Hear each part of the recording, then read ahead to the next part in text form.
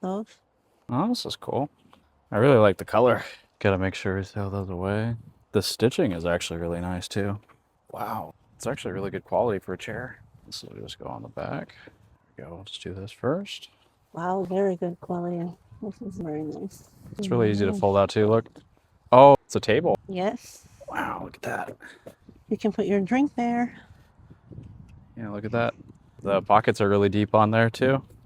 Hmm. These are actually pretty well made. Like the material, the fabric feels really good on these. Oh, wow. This is a double. Yes, so nice. Oh, it's a two-seater. Look at that. It's a really nice set. That also has a cup holders. Look at that. And they're insulated too, so if you look here, it'll actually help keep your drink somewhat cold. See that? Nice. Oh, look, another chair. What are your first impressions? So I actually really love the color and the fabric itself. It's not like that thin, cheap stuff It's that you can actually just... very sturdy, right? And The thick. fabric, it's very well made. The stitching looks really good too.